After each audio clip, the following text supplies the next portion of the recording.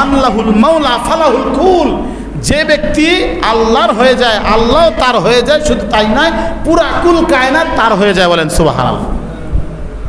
হাদিসের মধ্যে এসেছে আল্লাহর নবী বলেন, যখন কোন বান্দাকে আল্লাহ পাক ভালোবাসেন, মোহাব্বত করেন, আল্লাহর সাথে গভীর নিবিড় সম্পর্ক হয়ে যায়, তাহাজ্জুদের নামাজের মধ্যে আল্লাহর কাছে কান্না করে, ইশরাকের নামাজের মধ্যে আল্লাহর কাছে কান্না করে, বিপদে পড়লে আল্লাহর কাছে কান্না করে, সুখে দুঃখে সর্ব অবস্থায় মহান রবের সাথে সম্পর্ক, এমন একজন ব্যক্তিকে যখন আল্লাহ ভালোবাসেন, আল্লাহ ভালোবাসার পরে আসমানের ফেরেশতার মাধ্যমে ঘোষণা করান, হে আসমানওয়ালা আসমানবাসী শুনে রাখো, অমুক জনপদের অমুক মহল্লার অমুকের ছেলে অমুককে আল্লাহ ভালোবাসেন, তোমরা জেনে রাখো আসমানওয়ালারাও আজকে থেকে তোমরা সবাই মিলে তাকে ভালোবাসবে, সবাই তাকে ভালোবাসবে।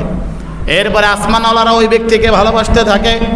এরপরে জমিনে ফেরেশতা পাঠানো হয়, জমিনের ফেরেশতারা জমিনে আসার পরে ঘোষণা দিয়ে দেয়, অমুক ব্যক্তিকে অমুক জনপদের অমুক মহল্লার অমুকের ছেলে অমুককে আল্লাহ নিজে ভালোবাসেন, আল্লাহর সব ফেরেশতারা ভালোবাসেন, আসমানওয়ালারাও ভালোবাসেন, আজকে থেকে তোমরা শুনে রাখো এই জমিনওয়ালারাও তোমরা সবাই মিলে ওই ব্যক্তিকে ভালোবাসবে, ওই ব্যক্তিকে তোমরাও ভালোবাসবে।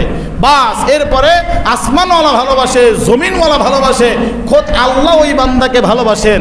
এখন আল্লাহর মধ্যে ওই ব্যক্তির মধ্যে বন্ধুত্বের কোনো দেয়াল আছে? কথা বলেন আছে? এখন এই ব্যক্তির টাকা নাই, পয়সা নাই, পরিধানে ভালো পোশাক নেই, পেটে খাবার নেই, কোনো সমস্যা নেই, আছে? কথা বলেন আছে?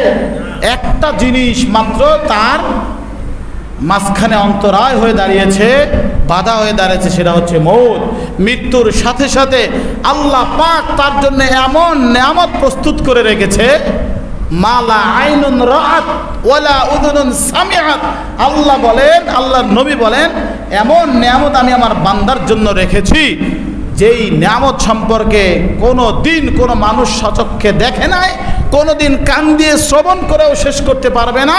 এমনকি তারা দিলে দিলে মানুষ কল্পনা তো অনেক কিছু করতে পারে, বলে কল্পনাও করতে পারবে না, এমন নেয়ামত আমি আমার বন্ধুদের জন্য রেখেছি।